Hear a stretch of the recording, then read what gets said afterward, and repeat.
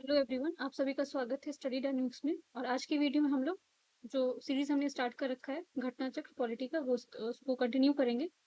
तो अगर आप लोगों ने अभी तक वीडियो नहीं देखा है, बाकी सारे जो इंपॉर्टेंट टॉपिक है जैसे आपका प्रेसिडेंट हो गए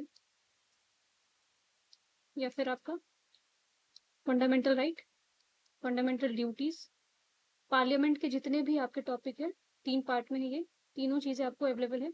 तो प्लेलिस्ट में आप जाके चेक कर सकते हो, सारे डीपीएस भी हो सकते हैं, प्रीएम्बल शेड्यूल्स, ये सारी चीज़ें आपको वहाँ पे अवेलेबल है। तो वहाँ पे जाके आप सब चेक कर लेना, एक साथ आपका रिवीजन हो जाएगा। और आज के टॉपिक जो आज का टॉपिक है वो आपको पार्लियामेंट्री कमेटी से है। तो रिसेंटली आपके बहुत सारे अब एग्जाम हो रहे हैं, इस जो 2024-25 में एग्जाम हुए उसमें भी आपको बहुत सारे क्वेश्चन आपको यहाँ से उठ के आए। तो एक बार तो ये तो पीवाईक्यू है बाकी एग्जाम के, तो यहाँ से आपको बहुत सारे हेल्प मिलने वाले हैं। और अगर आप लोगों को वीडियो पसंद आता है तो आप लोग वीडियो को लाइक कर सकते हैं और चैनल को भी सब्सक्राइब कर सकते हैं। तो स्टार्ट करते हैं आज का वीडियो। टॉपिक है आपका पार्लियामेंट्री कमेटी। सो जब पार्लियामेंट की बात करते हैं हम, तो इसमें आपको बहुत तरह के आपको कमिटीज मिलते हैं, ठीक है। तो इसको यहाँ पे लिखा, दीज कमिटी आर अपॉइंटेड और इलेक्टेड बाय द पार्लियामेंट और nominated by the speaker. Speaker या चेयरमैन आपको लिखे, चेयरमैन ऑफ राज्यसभा। यहाँ पे दो टाइप के आपके कमिटीज होते हैं, स्टैंडिंग कमेटी और एडहॉक कमेटी। स्टैंडिंग कमेटी में आपको क्या होता है, परमानेंट होता है, जो कि आपको हर एवरी साल क्या किया जाता है, इसको कॉन्स्टिट्यूट किया जाता है और ये कॉन्टिन्यूस बेसिस पे काम करते हैं। दूसरा होता है आपका एडहॉक कमेटी। एडहॉक का मतलब ही होता है टेम्परेरी बेसिस पे, ठीक है। और इसका जब काम खत्म हो जाता है तो ऑटोमेटिक ये डिजोल्व हो जाता है। सो देख लेते हैं परमानेंट कमेटी, जो जिसको हम स्टैंडिंग कमेटी भी बोलते हैं। इसमें आपको फाइनेंशियल कमेटी आता है, डिपार्टमेंट रिलेटेड स्टैंडिंग कमेटी आता है। इसमें टोटल आपको 24 है, ठीक है। कमिटी ऑफ इंक्वायरी होता है, committee to scrutinise and control होता है, committee relating to the business houses, house keeping committees और सर्विस कमिटी। जिसमें आपका फाइनेंशियल कमिटी अगर देखा जाए तो इसमें 3 टाइप्स आपको आ जाते हैं। पहला आपका क्या है, public account committee, estimate committee और पब्लिक अंडरटेकिंग कमेटी। तो जब क्वेश्चन अगर आप देखो तो वहाँ पे आपको जनरली मेंबर से ही पूछा जाता है कि कितने कितने आपको राज्यसभा से होते हैं, कितने लोकसभा से होते हैं। तो पब्लिक अकाउंट कमेटी अगर देखा जाए तो इसमें टोटल आपको 22 मेंबर्स होते हैं, जिसमें आपको 15 मेंबर जो है लोकसभा से होते हैं और 7 राज्यसभा से होते हैं। और ये आपका वेरियस एक्सपेंडिचर रिपोर्ट्स जो अकाउंट्स वगैरह होते हैं उसको परव्यू करने के लिए बनाया जाता है। दूसरा होता है एस्टिमेट कमेटी, और ये रिसेंटली आपको एग्जाम हुआ था जहाँ पे आपको क्वेश्चन एज इट इज पूछा गया था, स्टेटमेंट डाल के, 2 स्टेटमेंट डाल के। तो पूछा गया था कि कंसिस्ट इसमें कितने मेंबर कितने होते हैं, तो 30 मेंबर होते हैं। और इसमें आपको जितने भी मेंबर होते हैं, ये आपका वन ऑफ द लार्जेस्ट जो है कमेटी माना जाता है। इसमें आपको जितने भी मेंबर है वो आपको लोकसभा से ही होते हैं, राज्यसभा से नहीं होते। तो क्वेश्चन स्टेटमेंट में वहां पे डाला हुआ था कि आपको दोनों जगह से होते हैं, राज्यसभा लोकसभा से दोनों। तो ऐसे स्टेटमेंट अगर है तो वो गलत हो जाएगा। ये आपको about efficiency and economy administration report वगैरह, इंप्रूवमेंट किस तरह से करना है किसी ऑर्गेनाइजेशन का, एफिशिएंसी आपको और एडमिनिस्ट्रेटिव रिफॉर्म के बारे में देता है। नेक्स्ट है आपका पब्लिक अंडरटेकिंग कमेटी। इसमें भी आपको 22 मेंबर होते हैं, जैसे कि आपने देखा पब्लिक अकाउंट कमेटी के जैसे। इसमें 15 मेंबर आपको लोकसभा से होते हैं और 7 मेंबर राज्यसभा से होते हैं।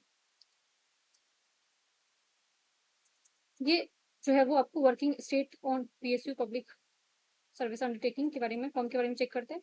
डिस इन्वेस्टमेंट पॉलिसीज जो है उसको भी चेक करते हैं। पीएसयू के अलावा तो ये पीएसयू हो गया, ठीक है। Public undertaking committee, committee to inquiry includes the committee on petition. दो चीजें होता है आपको, ठीक है। पिटिशन वाला अगर देखोगे तो पिटिशन कमेटी जो है वो आपको लोकसभा में, जिसमें आपको 15 मेंबर्स होते हैं, वेल जो पिटिशन कमेटी जो आपको राज्यसभा में होते हैं उसमें 10 मेंबर होते हैं। तो जो आपका लोकसभा का कमेटी पिटिशन कमेटी उसमें 15 मेंबर है, और जो आपका राज्यसभा का मेंबर है उसमें जो राज्यसभा का जो पिटिशन है वो आपको उसमें 10 मेंबर है।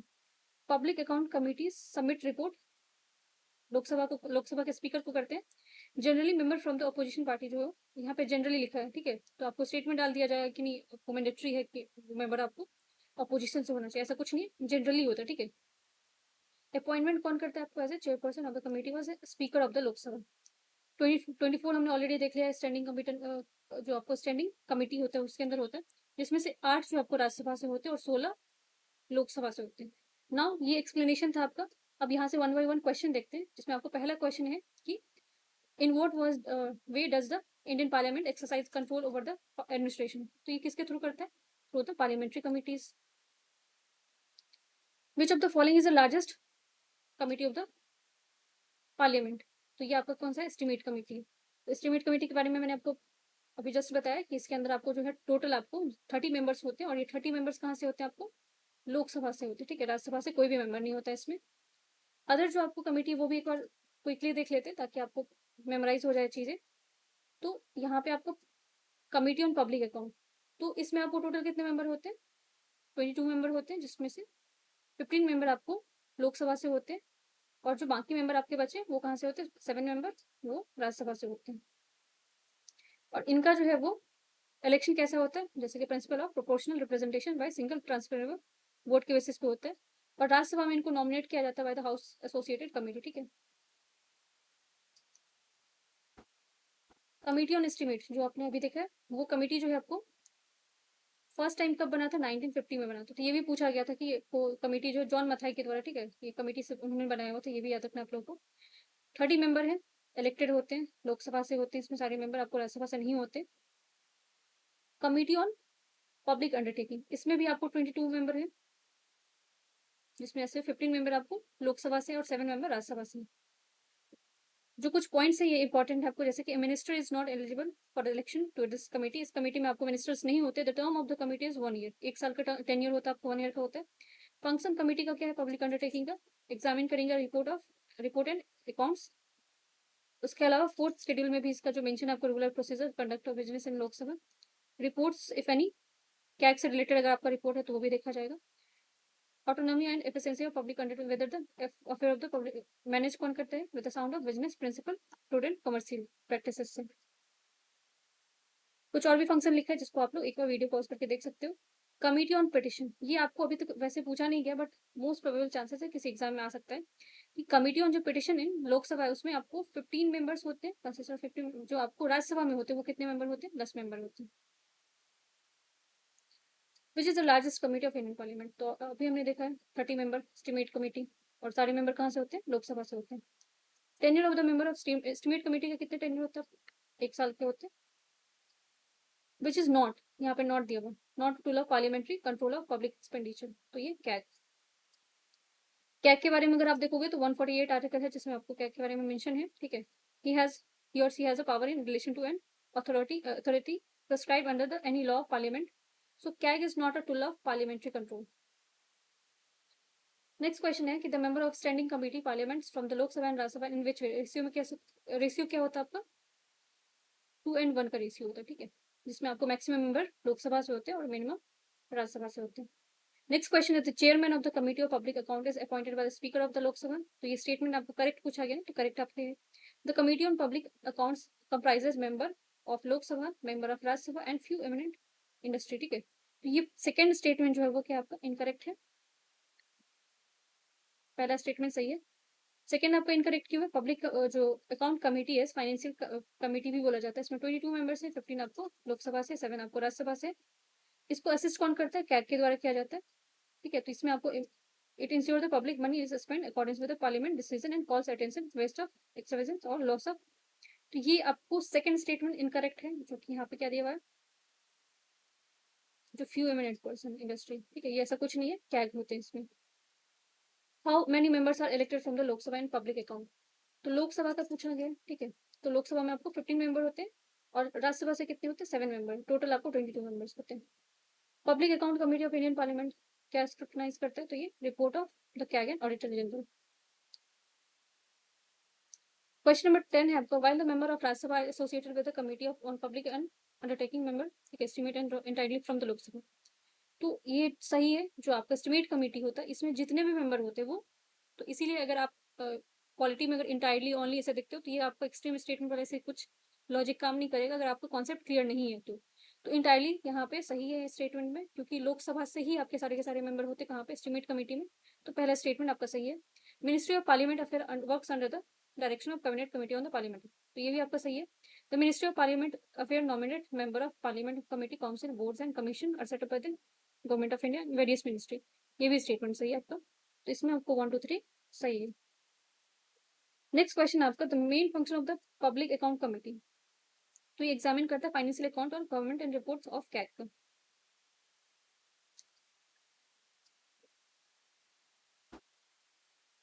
12 question, public account committee is present its report, किसको रिपोर्ट देते हैं? तो ये पार्लियामेंट को दिया जाता है। और अगेन जो आपका पब्लिक अकाउंट कमेटी है उसमें 22 मेंबर्स है, 15 आपको लोकसभा से, 7 कहाँ से? राज्यसभा से। प्राइमरी फंक्शन जो इसको examine audit the report of CAG and submit its report to parliament. याद रखना आप लोग, ये रिपोर्ट जो ये प्रेसिडेंट को नहीं सबमिट किया जाता है, पार्लियामेंट को किया जाता है। The public account committee submit its report, again same question.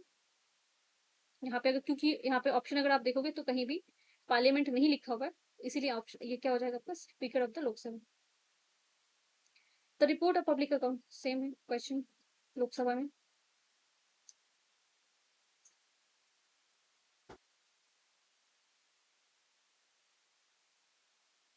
जो पब्लिक अकाउंट कमेटी है इसमें आपको पूछा गया कि किस तरह से मेंबर होते हैं। तो पब्लिक अकाउंट कमेटी में 22 टोटल मेंबर है, ठीक है। इसमें से 15 आपको कहाँ से होते हैं, एलएस लोकसभा, और 7 राज्यसभा। तो ऑप्शन इससे आपका क्या हो जाएगा, B. Parliamentary committee on public account कितने मेंबर, 25 मेंबर तो नहीं, नॉट मोर देन। तो यहाँ पे आपको पहला स्टेटमेंट ही क्या है, इनकरेक्ट है, हमें पूछा क्या गया, करेक्ट, ठीक है। तो 1 को एलिमिनेट कर दो, तो आपको 50-50 बचता है सी और बी में। जिसमें से आप देखोगे तो ये इसका फंक्शन लिखा हुआ जो कि आपका क्या है, सही है। Examine the report of CAG, इसका रिपोर्ट कौन एग्जामिन करता है, तो कैग करते हैं, तो इसी स्टेटमेंट 2 और 3 सही है। Who nominate the chairman of the public account committee Indian parliament में, तो कौन करते हैं, लोकसभा के स्पीकर। जो पब्लिक अकाउंट ऑलरेडी मैंने बताया 22 मेंबर है, 15 आपको, ठीक है, 7 आपको राज्यसभा से और 15 लोकसभा से। फर्स्ट टाइम स्पीकर ने अपॉइंट किया था, कब किया था ये, चेयरमैन कमेटी ड्यूरिंग द 1967, ठीक है, जिसमें अपोजिशन का भी रोल था आपका। This practice has been continue since, ठीक है। और इसमें जो आपको मिनिस्टर होते हैं, इलेक्टेड मेंबर, वो इसमें पार्टिसिपेट नहीं करते। अगेन यहाँ पे आपको जो डिफरेंट कमिटीज दिए हैं और पूछा गया कि इसमें से कौन सा आपको एडहॉक है, कौन सा जो है फाइनेंशियल, ठीक है। तो देख लेते हैं। पब्लिक अकाउंट कमेटी जो है वो आपको फाइनेंशियल कमेटी होता है। कमिटी ऑन पिटिशन जो है आपको फंक्शनल कमेटी है। Joint committee on stock market scam, ठीक है, ये एडहॉक कमेटी है, क्योंकि किसी स्कैम के लिए अगर बनाया जाएगा तो वो तो टेम्पररी बेसिस पे ही होगा। डिपार्टमेंटल कमेटी क्या है आपका, स्टैंडिंग कमेटी, जिसमें आपको टोटल 24 इसमें कमिटीज आते हैं। Member of Rajya Sabha are not associated, इसमें से कौन सा ऐसा कमेटी है जिसमें आपको नहीं एसोसिएटेड है, तो ये आपका स्टीमेट कमेटी है, जिसमें आपको नहीं होता। इसमें टोटल 30 मेंबर होते हैं और इंटायरली जो है लोकसभा से होते हैं। इसमें तो आपको होते हैं राज्यसभा से, इसमें भी होते हैं, तो इसलिए ऑप्शन आपका क्या हो जाएगा, स्टीमेट कमेटी हो जाएगा। In which of the following committee there is no representation, same question, estimate committee 30 member from Lok Sabha only. Estimate committee कहाँ से मेंबर है, तो लोकसभा से। Financial committee of the Indian parliament, इसमें से फाइनेंशियल कमेटी कौन सा है, तो 3 हमने देखा था, एस्टिमेट कमेटी है, पब्लिक अकाउंट कमेटी है, और पब्लिक अंडरटेकिंग, ठीक है। इसलिए आपका क्या हो जाएगा, A B C. Joint committee of salary allowances, ये आपको कुछ ऐसा नहीं चाहिए, C, C will be the answer, A B C. जिसमें से आपको joint committee on salary allowances member इस जो ये आपका किस तरह का कमेटी है, हाउस कीपिंग कमेटी है। अभी अगेन फाइनेंशियल कमेटी कौन सा है, तो पब्लिक अकाउंट है, अंडरटेकिंग है, ठीक है। ये तीनों आपको फाइनेंशियल कमेटी होता है, इसलिए आंसर क्या हो जाएगा, 1 2 3। The audit report of CAG general is examine, कहाँ पे होता है, तो ये पब्लिक अकाउंट का भी करते हैं, एग्जामिन करते हैं, और पब्लिक अंडरटेकिंग का भी करते हैं, इसलिए आंसर इसका ए और सी दोनों हो जाएगा। विच of the following is not a standing, not पूछा गया, नहीं है इसमें से स्टैंडिंग कमेटी, ठीक है। तो क्वेश्चन इनवैलिड हो गया था आपको, क्योंकि इसमें से जितने भी आपको नॉट पूछा गया, तो ये आपको कमेटी ऑन पब्लिक अकाउंट, ये भी स्टैंडिंग कमेटी है, जिसमें से परमानेंट ही जितने भी ऑलमोस्ट है वो परमानेंट है। Which of the following does not come under the jurisdiction of Lok Sabha, तो लोकसभा के जुरिडिक्शन में कौन सा नहीं आता है, तो सोशल जस्टिस एम्पावरमेंट आता है, अर्बन डेवलपमेंट भी आता है, कमिटी ऑन लेबर भी आता है, डी जो है आपका committee on health and family welfare, ये आपको नहीं आता है जुरिडिक्शन में। किसके जुरिडिक्शन में आता है आपको, कम अंडर द राज्यसभा, ठीक है। On which of the following parliamentary committee has not been set up, अभी तक नहीं बनाया गया, तो ये वेलफेयर ऑफ माइनॉरिटीज पे जो है वो नहीं बनाया गया committees. The consultative committee of member of parliament railway zone is consultative, किसके अंदर होता है आपको, मिनिस्ट्री ऑफ पार्लियामेंट्री अफेयर के अंदर होता है। यहाँ पे joint parliamentary committee set up for proving the 2G spectrum जो इशू हुआ था, उसमें पूछा गया कि जो प्रोव करने के लिए ज्वाइंट को बनाया गया था, कमेटी बनाया गया था, उसमें कौन कहाँ से मेंबर्स थे, तो ये मेंबर्स आपको 20 मेंबर्स थे आपको लोकसभा से, और 10 मेंबर्स थे राज्यसभा। तो ये उस टाइम पे करंट अफेयर में था क्वेश्चन, तो इसलिए पूछा गया था। The joint parliamentary committee examine, same question है, तो इसको उन्होंने किसने हेड किया था, तो पीसी चकाउन ने किया था। नेक्स्ट क्वेश्चन है विद द रेफरेंस, ये क्वेश्चन आपका है वो यूपीएससी का पूछा गया था 2018 में कि parliamentary committee which of the following committee scrutinize the report and house whether the power to make the regulation rule sub rules by the laws confirm. ये कौन सी कमेटी का काम है? तो ये कमिटी ऑन सबऑर्डिनेट लेजिस्लेशन का कमेटी है। Question number 32, which of the following is a parliamentary committee, जो आप डेलीगेशन बनाया जाता है रूल्स और रेगुलेशन को लेके टू द एग्जीक्यूटिव, तो कौन सा कमेटी आपको? Again committee on subordinate legislation. इसके बारे में थोड़ा सा देख लेते हैं। Parliamentary committee relating to the delegation of power to make a rule and regulation, executive committee on subordinate legislation. इसमें आपको टोटल जो it consist of 15 member in both houses, ठीक है, दोनों हाउस में अगर बनाया जाता है तो ये 15 मेंबर्स दोनों हाउस में होते हैं। और इसको नॉमिनेट करने का पावर किसके पास होता है? स्पीकर लोकसभा में करते हैं और चेयरमैन आपको राज्यसभा में करते हैं। और इसमें मिनिस्टर कांट भी मेंबर, ठीक है, तो मिनिस्टर इसके मेंबर नहीं होते। नेक्स्ट क्वेश्चन है आपका कि इसमें से पूछा गया कि review the independent regulator like telecommunication, insurance, electricity. Ad hoc committee setup by the parliament. हाँ, तो एडहॉक कमेटी आपको पार्लियामेंट ही सेटअप करते हैं। नेक्स्ट आपको बोला गया parliamentary department related standing committee, ये भी आपका सही है। फाइनेंस कमीशन, ये आपका कॉन्स्टिट्यूशनल बॉडी है। नीति आयोग का भी इसमें यहाँ पे कोई तुक नहीं बना, तो क्वेश्चन का आंसर क्या हो जाएगा? 1 और 2 हो जाएगा।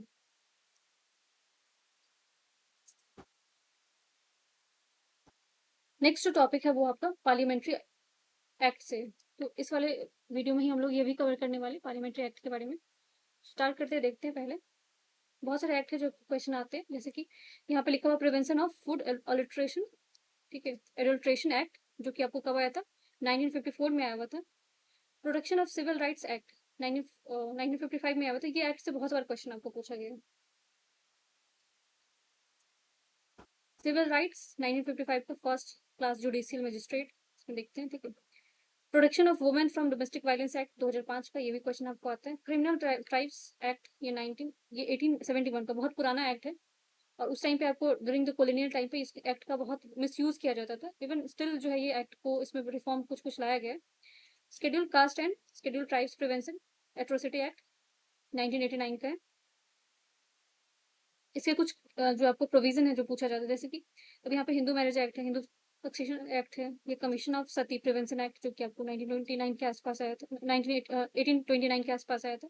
राइट टू इन्फॉर्मेशन किस तरह का एक्ट है? ये जो कि 2005 में आया हुआ है, ठीक है। और ये भी याद रखना कि right to information is a legal right है, फंडामेंटल राइट नहीं है आपका, ठीक है। उसके बहुत सारे केस भी है, जैसे Namita Sharma versus union of India, जो कि आपको किस चीज से रिलेटेड? राइट टू इन्फॉर्मेशन से रिलेटेड है। मजदूर किसान शक्ति संगठन पॉलिटिकल ऑर्गेनाइजेशन है, जो कि आपको राइट टू इन्फॉर्मेशन के लिए उन्होंने बहुत जो है वो संघर्ष लड़ा था।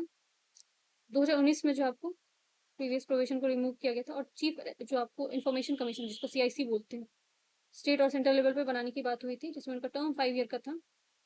अब ये सेंट्रल गवर्नमेंट का इनिशिएटिव था। दूसरा आपका एनजीटी के बारे में बहुत बार, एनजीटी आपको अगर न्यूज़पेपर आप लोग देखते होगे तो हमेशा एनजीटी के बारे में कुछ ना कुछ आता है, खासकर अगर कोई कहीं माइनिंग का कुछ रिलेटेड चीज आता है, या फिर आपको पॉल्यूशन का कुछ आता है, तो वहाँ पे एनजीटी का कुछ ना कुछ स्टेटमेंट आप सुनते होगे। तो एनजीटी बना कब था? ये नेशनल ग्रीन ट्रिब्यूनल 2010 में बना था, 18 अक्टूबर को।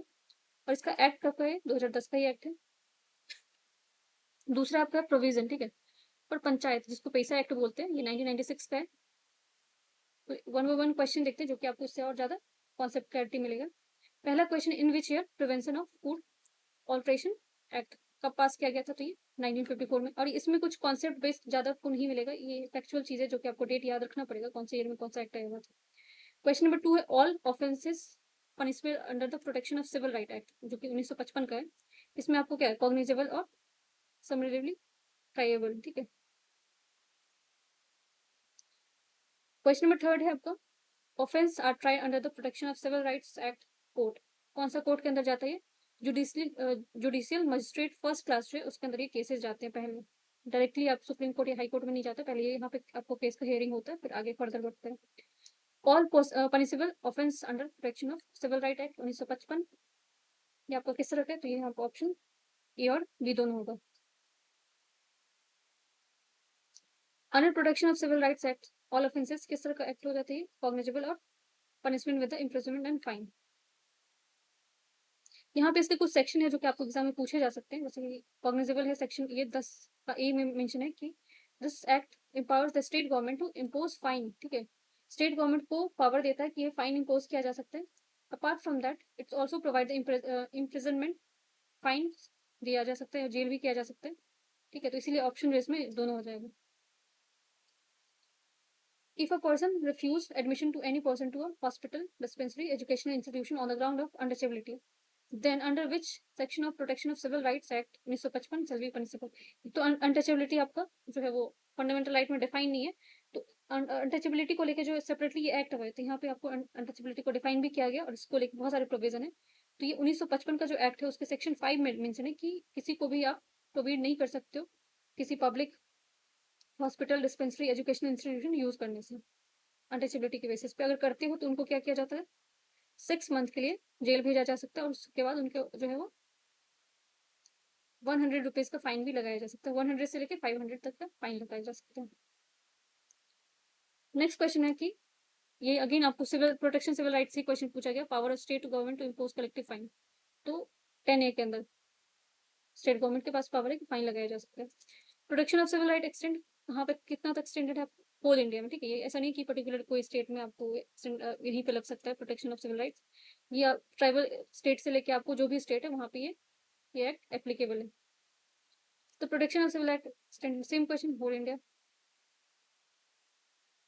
Under which of the following section of protection of civil rights offence by companies win provide, ठीक है। अगर कोई कंपनी करता है तो उसको उसमें कब लिया जा सकता है, सेक्शन 14 के अंदर लिया जा सकता है। सेक्शन 10 में आपने देखा है कि ऑलरेडी जो है वो स्टेट गवर्नमेंट को पावर दिया जाता है।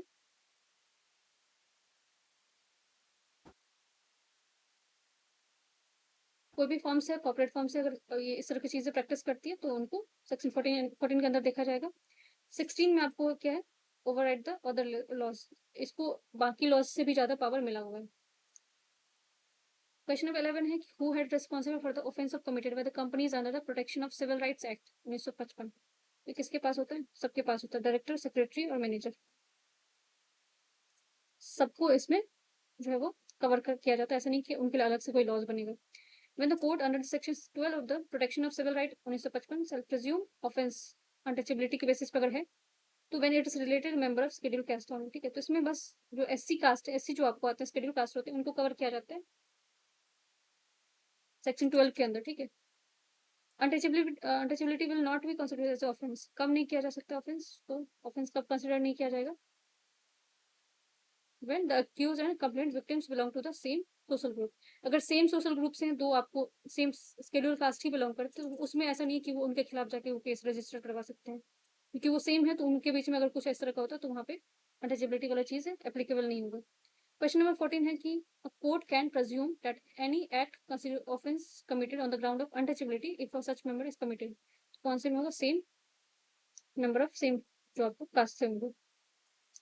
Question number 50, under which of the following section of the protection action is not taken is good faith, ठीक है। तो ये section 14A। Which of the following pair is not correct, not पूछा गया, इसमें से कौन सा आपको केयर जो पेयर है इसमें से गलत है। तो अगर हिंदू मैरिज एक्ट आप देखोगे तो 1955 का है, हिंदू सक्सेशन एक्ट भी 1956 का है, 73rd constitution reservation of seat for women in the election, ये आपका क्या है, इनकरेक्ट है। सती प्रिवेंशन एक्ट जो है वो 1987 का है, ये आपका इनकरेक्ट है, ठीक है। ये 73rd में नहीं है, ये 74th में। नेक्स्ट आपको यहाँ पे कुछ एक्ट्स दिए हुए हैं, उसका ईयर पूछा गया। तो इंडियन आर्म्स एक्ट कब आया था, वो 1878 में आया था। Royal title act 1876, Indian high court act 1861, जिसमें आपको 3 जगह हाई कोर्ट बनाया था, अगर आप लोगों को पता है तो कमेंट सेक्शन में लिखना। इंडियन डिवोर्स एक्ट ये 1869, तो ये सब आप देख रहे हो 1880s वाला एक्ट है, ठीक है। तो ये याद रखना एज इट इज, हो सकता है क्रोनोलॉजी पूछ दिया जाए। Protection of women from domestic violence act ये 2005 का था, कब आया था, देखो अगर 2005 2006 अगर आपको याद भी है ना, तभी आप क्वेश्चन गलत कर सकते हो, क्योंकि यहाँ पे आपको डेट पूछा जा रहा है, ठीक है। तो डेट आपको डेट के साथ भी याद रखना पड़ेगा। 26 अक्टूबर 2006 में आपको ये एक्ट आया हुआ था। विच of the following is not a social act, यहाँ पे सोशल एक्ट कौन सा नहीं, तो ये मीसा एक्ट जो है ये सोशल एक्ट नहीं होगा, ये आपको टेररिज्म से रिलेटेड है, ठीक है। बाकी जगह देखोगे तो anti dowry act, protection of civil right 1955 का, और प्रिवेंशन इमोरल ट्रैफिक एक्ट, ये सब आपको सोशल एक्ट है। MISA act is related to terrorism, जो कि आपको रिपील कर दिया गया था, हटा दिया गया था 1977 में। One was the criminal tribal act was enacted first time, तो पहला कब बना था ये 1871 में हुआ।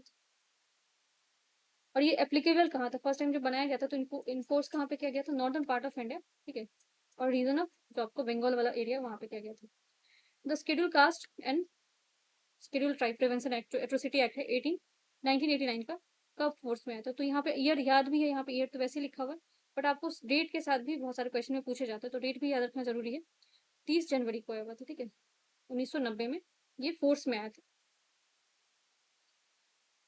Under which of the following act जो है, ये एट्रोसिटी एक्ट वाला जो ऑलरेडी हमने देखा। How many section are there under the schedule caste, जो प्रिवेंशन एट्रोसिटी एक्ट है उसमें कितने सेक्शन है, 23 सेक्शन है टोटल। यहाँ पे आपको मेंशन है, इस पर आप वीडियो पॉज करके देख सकते हो, टोटल 23 सेक्शन। क्वेश्चन नंबर 24 है, who had the power to make a rules on carrying the purpose of scheduled caste and scheduled tribe prevention act 1819। तो किसके अंदर ये पावर है, सेंट्रल गवर्नमेंट के अंदर है, ठीक है। According to section 23 schedule caste and schedule tribe prevention atrocity act 1989, तो सेंट्रल गवर्नमेंट में नोटिफिकेशन ऑफिशियल गैजेट में वो आपको दे सकते हैं, सेंट्रल, यहाँ पे स्टेट गवर्नमेंट नहीं, सेंट्रल गवर्नमेंट के पास पावर है।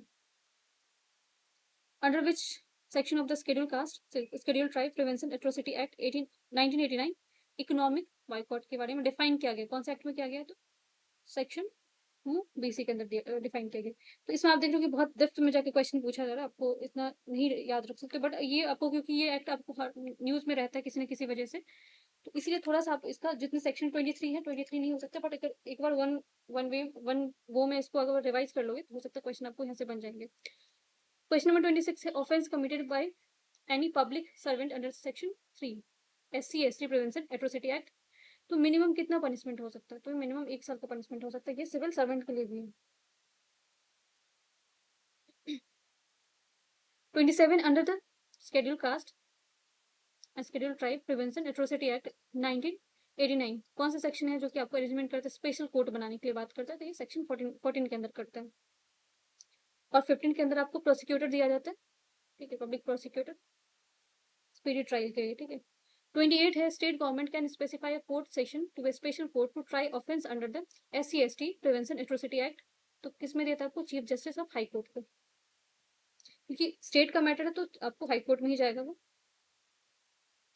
क्वेश्चन नंबर 29 है कि कोर्ट सेशंस, ये अगेन सेम क्वेश्चन है कि try to offence under the SC/ST act for the purpose, तो बनाने का पर्पस क्या, आपको स्पीडी ट्रायल, क्योंकि बहुत डिले हो जाता है केसेस, आपको बहुत लंबा समय लगता है, तो उस चीज को ओवरकम करने के लिए बनाया जाता है। Question number 30, an appeal under the schedule caste SC/ST caste का जो आपको एट्रोसिटी एक्ट है, से life from the any judgment sentence और ऑर्डर टू हाई कोर्ट, कब होता है आपको, ऑन बोथ फैक्ट और लॉ के मैटर पे होता है। SC/ST act is a special provision for advancement of SC/ST in which of the following doctrines, तो ये आपको कौन से डॉक्ट्राइन में मेंशन है, डॉक्ट्राइन ऑफ प्रोटेक्टिव डिस्क्रिमिनेशन में मेंशन है कि ये एक्ट, इस तरह के एक्ट बनने चाहिए ताकि इनके जो है जो राइट्स है उसको प्रोटेक्ट किया जाए। इवन अगर आप देखोगे तो फंडामेंटल राइट में भी इसके बारे में मेंशन है, ठीक है। तो डॉक्ट्राइन ऑफ प्रोटेक्टिव डिस्क्रिमिनेशन जो है, this act is based on implementation of the system under article 15 का 4 जो है, ठीक है, ऑफ इंडियन कॉन्स्टिट्यूशन। ये एक्ट जो आपको जो आर्टिकल है 15 का 4, उसमें बात किया गया कि प्रोवाइड किया जाएगा डिस्क्रिमिनेशन, यहाँ पे जो ग्राउंड्स है वो ग्राउंड्स मेंशन आपको याद रखना पड़ेगा, जैसे कि यहाँ पे प्रोवाइड किया जाता है डिस्क्रिमिनेशन, आप इसके बेसिस पे नहीं कर सकते, religion, race, caste, sex and place of birth के बेसिस पे आप किसी को डिस्क्रिमिनेशन नहीं कर सकते। ये 15 का 4 आर्टिकल जो आर्टिकल है फंडामेंटल राइट का, वहां पे मेंशन है। Who is empowered for imposition of realization of collective fine under the SC/ST prevention act 1819, तो कौन फाइन लेता है, स्टेट गवर्नमेंट लेता है, और ये सेक्शन 16 में मेंशन है। In prosecution for offense under the schedule caste SC/ST caste, जो the court can presume which of the following, क्या presume कर सकते हैं, सब कुछ कर सकते हैं, embedment, common intention, common object, ठीक है, तो इसमें से कुछ भी होगा तो कोर्ट इसका presume बना के बेसिस बना सकते हैं। 34 question, which of the following section of the SC/ST caste provide application of certain provision Indian penal code, तो ये सेक्शन 6 में। इन हाउ मेनी डेज, अब यहाँ पे इन्वेस्टिगेशन ऑफिसर जो है वो उसको रिपोर्ट सबमिट करना पड़ता है SC/ST केस में, तो कितने दिन का उनके पास टाइम होता है, तो रिवाइज कर दिया गया, पहले आपको यहाँ पे क्वेश्चन में आपको कुछ और था, बट अभी जो है इसको रिवाइज किया गया है। According to the commission the correct answer is D, ठीक है। देखिए अभी इसमें रिविजन हो चुका है, तो पहले आपको अगर ये क्वेश्चन जब दिया गया था तो उसके अकॉर्डिंग 30 डेज था, बट ये एक्सटेंशन हो चुका है जो कि 2016 में आपको आया था, तो इस तरह के डेज आपको नहीं पूछे जाएंगे क्योंकि उसमें आपको कहीं ना कहीं अमेंडमेंट हो जाता है। क्वेश्चन नंबर 36 है, अंडर द शेड्यूल कास्ट, ठीक है, SC/ST जो एट्रोसिटी एक्ट है, बेयर, ठीक है, इसमें क्या होता है, इसमें एंटीसिपेटरी बेल लेने का कोई प्रोविजन नहीं है कि अगर आप कोई ने किसी ने क्राइम किया और क्राइम करके उसने एंटीसिपेटरी बेल ले लिया, पहले बेल ले लिया, तो ये प्रोविजन आपको SC/ST एक्ट में नहीं, जिसको लेके काफी सारे आप जो है सुप्रीम कोर्ट का भी लास्ट ईयर इस पे जो रूलिंग आया हुआ था।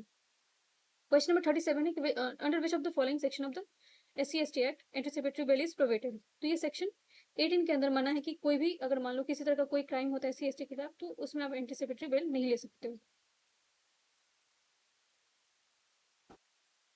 क्वेश्चन नंबर 38 है, offence under the SC/ST act, ठीक है, इन्वेस्टिगेशन और जो इन्वेस्ट ऑफिसर है not below the rank of, कौन से रैंक के नीचे नहीं होने चाहिए आपको, डिप्टी सुप्रिटेंडेंट से जो आपको बिलो नहीं होने चाहिए। तो बहुत सारे इसमें आपको क्लॉज है जो कि आपको याद रखना पड़ेगा।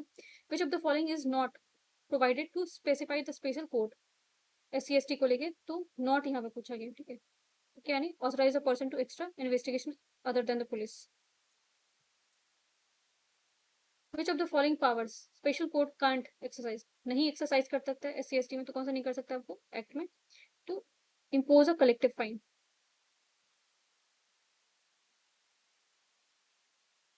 क्वेश्चन नंबर 41 है आपको, in prosecution of offence under the SC/ST, ठीक है, the accused in his defence can't take the plea, कैसे नहीं ले सकता है, तो अगेन ये क्वेश्चन आपको डिलीट हो चुके हैं, ठीक है, कुछ कंट्रोवर्शियल क्वेश्चन भी आपको एग्जाम में आते हैं। अब यहाँ पे अगेन SC/ST से लिखा हुआ आपको जो एक्ट है उसमें कि not being member of schedule caste, ठीक है, cause physical harm and mental agony, ठीक है, तो ये आपको विद द इम्प्रिजनमेंट कितने को 6 मंथ के होते हैं, एक्सटेंड 5 साल के लिए किया जा सकता है। अगर आप किसी भी इस तरह का खासकर जो विच क्राफ्ट वगैरह आप देखते होगे तो बहुत सारे स्टेट में प्रैक्टिस किया जाता है, जो वुमेन को इस तरह का टैग दे दिया जाता है, और फिर बहुत सारे केसेस आपको आते रहते हैं। तो ये विच क्राफ्ट या विच हंटिंग अगर आप देखते होगे तो इस तरह के अगर कोई केसेस होते हैं, खासकर इसमें इसके अंदर कवर होता है इस एक्ट के अंदर, तो आपको पनिशमेंट कितने 6 मंथ से लेके 5 ईयर्स तक का हो सकता है। ये आपको पनिशमेंट याद रखना पड़ेगा, क्योंकि रिसेंटली ये बहुत सारे केसेस अभी भी आ रहे हैं सारी चीजों को लेकर। विच of the following is not incorrect, यहाँ पे पूछा गया, इसमें से इनकरेक्ट क्या है, तो जो आपको एक्सक्लूसिव स्पेशल कोर्ट स्टेब्लिश किया गया था 14 में, ठीक है, ये इस तरह की चीज डेफिनेशन दिया गया, तो डेफिनेशन वाली बात जब ये, तो ये क्या हो जाएगा incorrect. Under which of the following section of the schedule caste schedule tribes rules 1995 constitution district level vigilance monitoring committee, तो ये सेक्शन 17 में मेंशन है। Under which of the following section of the schedule cast 1995 merit material for annual report, तो ये कहाँ पे आपको section 18 में। अब राइट टू इन्फॉर्मेशन, यहाँ से आपको आपने जैसे वो एक्ट देख लिया उसमें सेक्शन, तो उतना तो याद नहीं रहेगा, बट ये एक्ट याद रखना कि उसमें कितने आपको क्या क्या पनिशमेंट क्या क्या है, ठीक है। यहाँ से राइट टू इन्फॉर्मेशन से क्वेश्चन है, तो ये भी आपको बहुत इंपॉर्टेंट एरिया है। तो ये पहला पूछा गया कि इसको एसेंट प्रेसिडेंट ने कब दिया था, तो ये 15 जून 2005 को दिया गया था। राइट टू इन्फॉर्मेशन एक्ट जो पास किया गया 11 मई 2005 बाय द लोकसभा, और 12 मई 2005 को राज्यसभा ने पास किया था। परमिशन जो इसको एसेंट किसने दिया था, president doctor APJ Abdul Kalam ने दिया था 15 जून को 2005। तो ये फोर्स में कब आया था, ये भी याद रखना, 2 अक्टूबर 2005 को आया था। तो अगेन सेम पूछा गया कि राइट टू इन्फॉर्मेशन पास कब किया, 2005 में। राइट टू इन्फॉर्मेशन आपको किस तरह का राइट है, तो ये आपका लीगल राइट है। Right to information is a,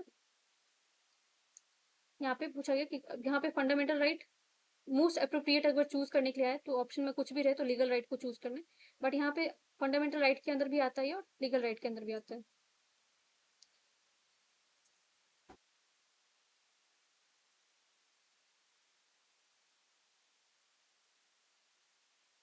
question number 50 आपको कि जो मेंशन है preamble of right to information, आपको प्रियम्बल में कहाँ पे मेंशन, ठीक है, यहाँ पे दिया हुआ कि इसका जो प्रियम्बल है राइट टू इन्फॉर्मेशन का, उसमें क्या क्या चीजें मेंशन है, तो ट्रांसपेरेंसी ऑफ इन्फॉर्मेशन है, रिवोल्यूशन ऑफ इन्फॉर्मेशन है, इन्फॉर्म सिटीजनरी है, ये सारे आपको जो, क्योंकि इस तरह के कुछ आते हैं ना ऑप्शन में, तो इसमें जनरली आपको ऑल ऑफ द भी होता है।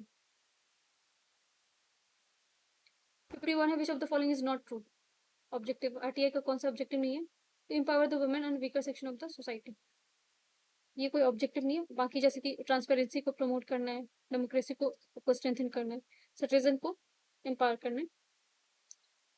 क्वेश्चन नंबर 52 आपका डिलीटेड है। Which of the following section of right to information is not related to the function of power of central information commission, ठीक है, तो ये 12 सेक्शन जो उनसे नहीं रिलेटेड है। एक तो आरटीआई को लेकर बहुत सारे आपको जो जजमेंट आए हुए तो वो भी देख लेते हैं। 2005 में आए थे, ऑलरेडी हमने देख लिया। 1976 में जो Raj Narain versus state of Uttar Pradesh था, supreme court rule that the right to information will be treated as a fundamental rights under article 19। तो फंडामेंटल, एक तो आरटीआई को हमने देख लिया कि आरटीआई को लीगल राइट भी है, फंडामेंटल राइट भी है। फंडामेंटल राइट कैसे होता है, आर्टिकल 19 के अंदर मेंशन है। और कौन सा केस था आपको, 1976 का राज नरेन केस था। Who among the following can impose a penalty under the section 20 of RTA? कौन पेनल्टी लगा सकता है आपको, तो सेंट्रल इंफॉर्मेशन कमीशन और स्टेट इंफॉर्मेशन कमीशन पे वो पेनल्टी आपको लगा सकते हैं, जो सेक्शन 20 में मेंशन है। In which year central information commission was establish, तो 2005 में।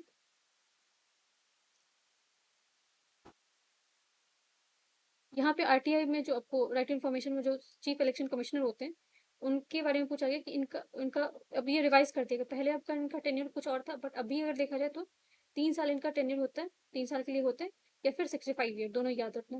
5 साल नहीं है, 5 साल या 6 साल नहीं है, 3 ईयर में। Who among the following can't be state, इसमें से कौन जो है स्टेट चीफ इलेक्शन कमिश्नर और स्टेट इन्फॉर्मेशन कमिश्नर नहीं बन सकते, तो member of legislature of state territory, ठीक है, क्योंकि फिर ट्रांसपेरेंसी जो है वो खतरे में आ सकती है। मजदूर किसान शक्ति संगठन, ठीक है, इनका बहुत बड़ा रोल था आरटीआई को लेकर, तो सोशल मूवमेंट चलाया था इन्होंने। तो किस चीज को लेकर चलाया था, तो आरटीआई एक्ट को, राइट टू इन्फॉर्मेशन एक्ट को लेकर चलाया था। और जो आपको यहाँ पे मजदूर किसान शक्ति संगठन है उसको बनाया किसने, तो 1990 में बनाया गया था, अरुणा रॉय, निखिल दे, शंकर सिंह। और ये किस चीज के लिए जाना जाता है, राइट टू इन्फॉर्मेशन के लिए जाना जाता है। नेक्स्ट क्वेश्चन है कि which of the following related to RTI, तो ये आपको Namita Sharma versus union of India, ये एक्ट आपको इस चीज से रिलेटेड, जो जजमेंट किस चीज से रिलेटेड है, आरटीआई से रिलेटेड है, 2012 का केस है। Right to information act has a general been responsible increasing the sense of residence, तो ब्यूरोक्रेसी में, तो ये स्टेटमेंट आपको सही लग रहा है। It still miles to go to create desire, ठीक है, तो दोनों दोनों स्टेटमेंट सही है, बट एक दूसरे को एक्सप्लेन नहीं कर रहे, ठीक है। The objective of right to information, क्या ऑब्जेक्टिव है, information from the public authorities. Which of the following court has said the important decision of RTI's applicant should be tell the person of the asking information, ठीक है, ये आपको Madras high court का था। और यहाँ पे केस था आपका, ठीक है। और जो जस्टिस कौन थे इसमें, पॉल वसंत कुमार और रविचंद्र बाबू, ठीक है। 63 क्वेश्चन आपका है कि which of the following is not basis of elements of citizen charter, इसमें से कौन सा नहीं है, provision for the inspection of the agency work, ये आपके इसके अंदर नहीं आती। 9 एलिमेंट्स जो आप सिटीजन चार्टर्स के अंदर आते हैं, वो 9 के 9 तो याद नहीं हो सकते, बट एक बार देख लेते हैं। Set standard for the service, be open and provide full information, consult और इन्वॉल्व, इनकरेज किया जाएगा promotion of choices, treat fairly, putting the right things when they go wrong, use resources effectively, innovate and improve, work with other provide, ठीक है। Next question है आपका, at the national level which ministry is nodal agency to ensure the effective implementation of schedule tribes and other traditional forest rural act, जो कि आपका 2006 में आया था, तो उसका इससे रिलेटेड कौन है, ministry of tribal affair.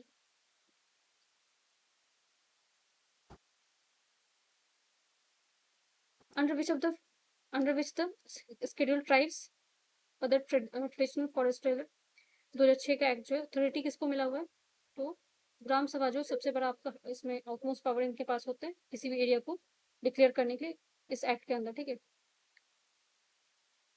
NGT के बारे में ये 2010 में आया हुआ था, जिसमें पूछा गया कि राइट टू हेल्दी इन्वायरमेंट, ठीक है, right to life under article 21, ठीक है, तो इसके अंदर है provision for grant raising the level of administrative tribes under article 275, ये स्टेटमेंट आपका इनकरेक्ट है। Power and function of Gram Sabha mention इन 243 ए, ये भी आपका क्या इनकरेक्ट है, पहला स्टेटमेंट आपका सही है। एनजीटी जो एस्टेब्लिश हुआ था कब हुआ था आपको, 2010 में हुआ था। जो एनजीटी है उसको कितने दिन के अंदर अपना रिपोर्ट जो है वो डिसीजन जो भी होता है, अगर कोई केस जाता है तो उसके कितने दिन के अंदर होना चाहिए रिजॉल्व, 90 डेज के अंदर।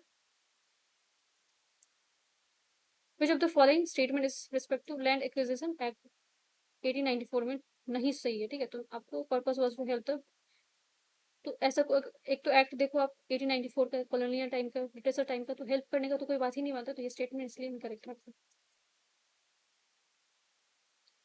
कोड ऑफ वेजेस एक्ट 2019 का है, इसमें पूछा गया कौन कौन सा एक्ट आपको लेबर से रिलेटेड है, तो इसमें दिया हुआ पहला आपका minimum wage act, payment of bonus act, उसके अलावा अगर देखोगे कॉन्ट्रैक्ट लेबर एक्ट, और इसमें आपको कॉन्ट्रैक्ट लेबर जो है वो नहीं है, बाकी 3 है, ठीक है।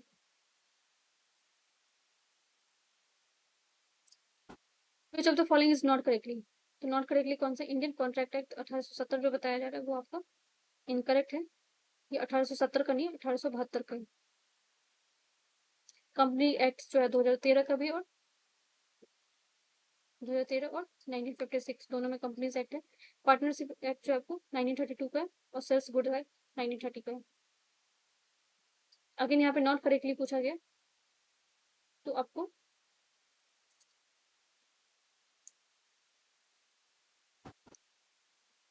जो आपको सिडिशन वाला एक्ट है, ठीक है, ये 1907 का है, और स्टिल अगर आप लोग को पता है तो ये एक्ट का अभी भी इस्तेमाल होता है।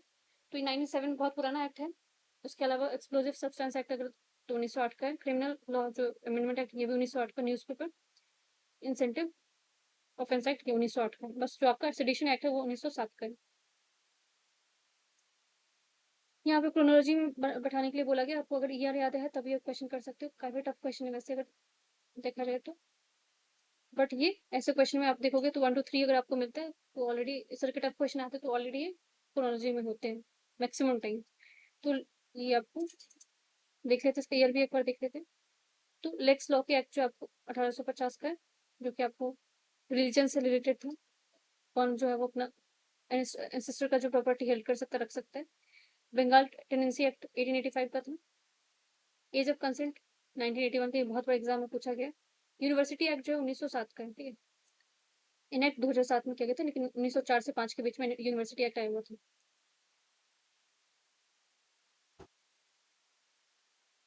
नेक्स्ट क्वेश्चन इसमें पूछा गया कि कौन कौन से इसमें से सही है, ठीक है। अनऑथराइज वियरिंग ऑफ पुलिस और मिलिट्री यूनिफॉर्म्स, उसका नोइंग एक बार इसका एक्सप्लेनेशन देख ले तो उसे बेहतर समझ में आ जाएगा। Section 6 of the official secret act, ठीक है, 1923 में आया हुआ था, जो कि आपको unauthorise use of uniform, falsification report, forgery, personation, false document, ये सब अगर बनाते हो तो इसके अंदर अरेस्ट होता है ऑफिशियल सीक्रेट एक्ट के अंदर।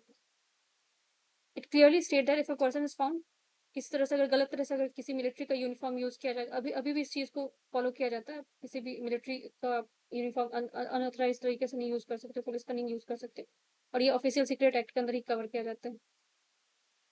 ये आपका 1923 का है। बाकी बाकी दोनों आपको सही है, ठीक है। नेक्स्ट क्वेश्चन है आपका डिजास्टर मैनेजमेंट एक्ट, ठीक है, तो ये आपको कब आया था, 2005 में आया हुआ था।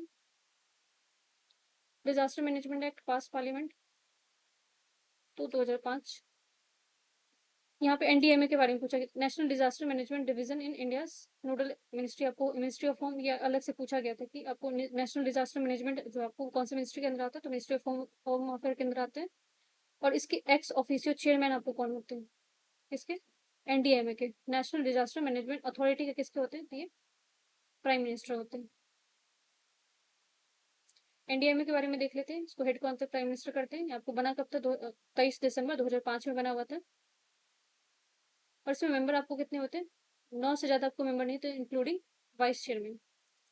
और जो इनके मेंबर होते हैं उनके टेन्योर कितने साल का होता है, 5 ईयर का होता है।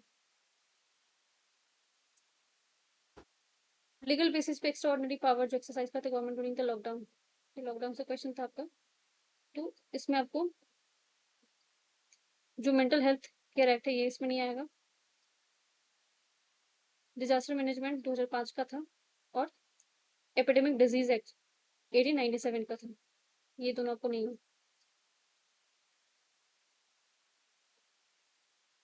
The government of India enacted forest conservation act कब बनाया था, तो 1980 में। Government of India pass protection of plants varieties farmers act कब आया था, ये 2001 में आया हुआ था। Aadhaar meta data can't be store for more than 3 month, ठीक है। यहाँ पे ये क्योंकि उस टाइम आपको आधार कार्ड, ये क्वेश्चन अगर आप देखते हो तो 2020 का है, तो आधार कार्ड को लेकर काफी ज्यादा कंट्रोवर्सी चला था जब लिंक करने की बात की जा रही थी। आपको बहुत सारे जो चाहे बैंक से लिंक करने की बात हो या फिर कहीं से, तो इसलिए आपको न्यूज में बहुत ज्यादा था, तो इसलिए इस तरह के क्वेश्चन आपको बने हुए थे उस समय। तो कितने कांट बी स्टोर, है, तो ये आपका स्टेटमेंट सही है क्योंकि करेक्ट पूछा जा रहा है। State can't inter into any contract in private, तो ऐसा कुछ नहीं है, स्टेट के पास तो पावर होता है। अभी भी आप देखोगे तो स्टेट जो है वो डेटा आपको आधार डेटा आप सुनते रहते हो, लीक हो गया, ठीक है, तो पावर है तभी तो लीक होता है। तो ये क्वेश्चन आपका क्या हो जाएगा, जो स्टेटमेंट इनकरेक्ट है। आधार इज मैंडेटरी, तो मैंडेटरी जैसे टर्म आ गया ना तो थोड़ा सोचना पड़ता है कि मैंडेटरी है इंश्योरेंस के लिए, ऐसा कुछ नहीं है। तो इसीलिए इसमें दोनों स्टेटमेंट सही है आपको, 1 और 4। Aadhaar card can be use as proof of citizen of domicile, तो ये ऐसा तो नहीं है। तो फिर तो आधार तो ऐसे भी है कि जो आपको नहीं होते, आपको जो नॉन सिटीजन है उनके पास भी कभी कभार आपको आधार कार्ड मिल जाएगा, तो वो सिटीजनशिप के जैसे तो काम नहीं करना ही डोमिसाइल के जैसे। ये आपका इनकरेक्ट है। On issue of Aadhaar card can't be deactivated और ऐसा नहीं है, ओमिट किया जाता, किसी का डेट ऑफ बर्थ गलत हो जाता है।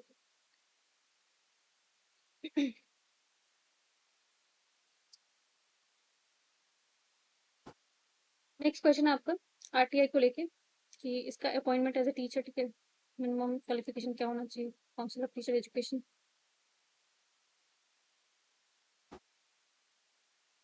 आरटीआई जो प्राइमरी स्कूल कैंडिडेट्स, ये स्टेटमेंट आपका सही है, ठीक है। अगेन डेटा स्पेसिफिक क्वेश्चन जहाँ पे आपको होते हैं तो वहाँ पे सोचने वाली बात होती है। 3 एलिमिनेट करो, 50-50 में जाओ,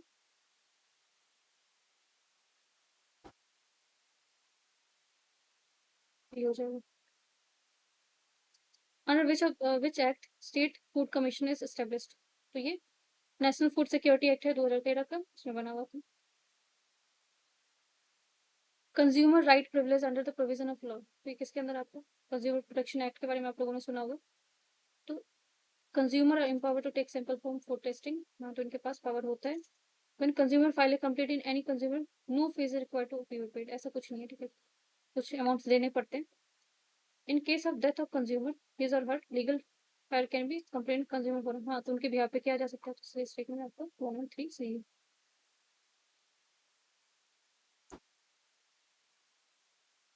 नेक्स्ट क्वेश्चन आपको with the reference of the consumer dispute resolution, district level पे बनाया जाता है, इसमें नॉट करेक्ट पूछा गया, तो इसमें आपको नन ऑफ द अबव, सारे स्टेटमेंट आपको सही है, ठीक है।